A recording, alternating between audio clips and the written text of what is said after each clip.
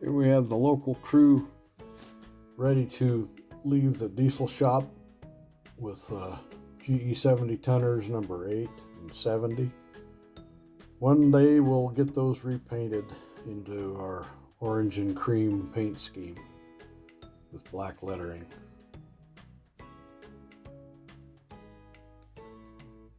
And now they're coming down the lead into the yard. Gonna get on their train, make an air test, and depart. That augers must be in a hurry. He's coming in awful quick.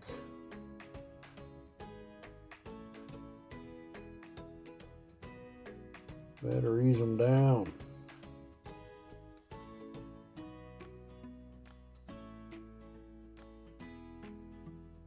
Oh, that was a hard joint.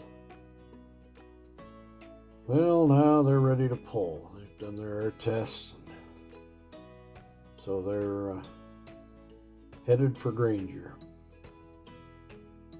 The first car in the train is a CNS 190. It goes to Johnston, Iowa, to the team track.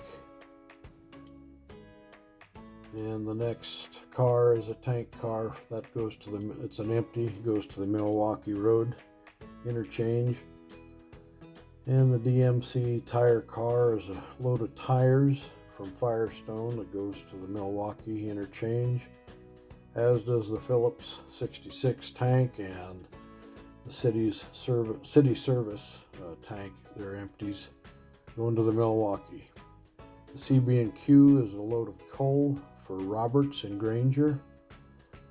The two Fort Dodge box cars are empty boxes for grain loading at Granger. The LPG tank is for Todd's propane in Granger. The cotton belt is for Howard Lumber in Granger, and the DMC 408 is another empty box for grain loading at Granger. We hope to get this last caboose painted and lettered hopefully soon, maybe this winter.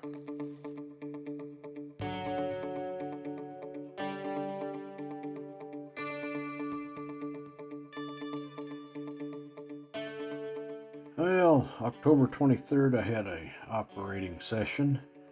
The day after Mark Pruitt, I had his operating session. So Mark and Steve and Kevin came up to my house. We had an op session, and I hear the fellas are trying to decide, do we want to run trains now or go eat? And it looks like Mark was having some ear trouble. I don't know what was the problem, but anyway, we did have a lot of fun.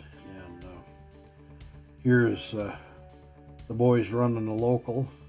They're at the Milwaukee interchange right now. And I'm sure Steve is wondering, what in the world is Mark doing? But they did, they got the job done. Now here's Kevin. Him and I were working the daylight job, yard job, and we were switching at Firestone, which is part of the duties of the morning job.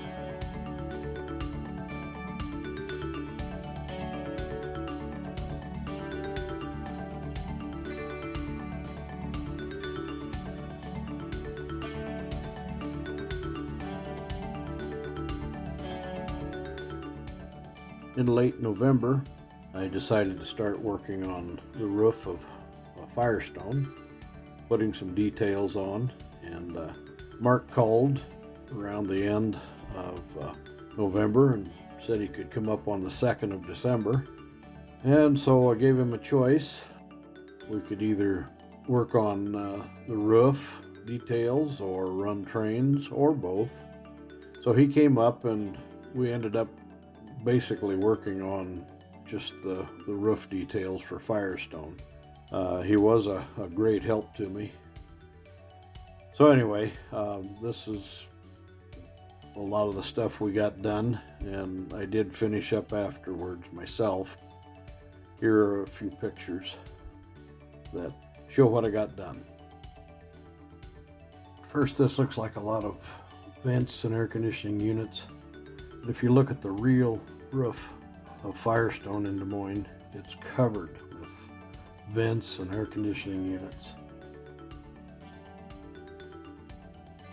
And this is my first attempt at flying a drone. Not real drone, but just handheld. I'm using my RunCam 2. Thought I'd get you a little closer and a little better look at the detail on the roof of Firestone.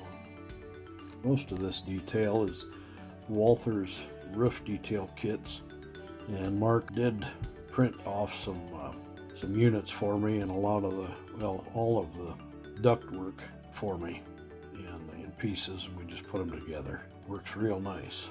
Thank you, Mark.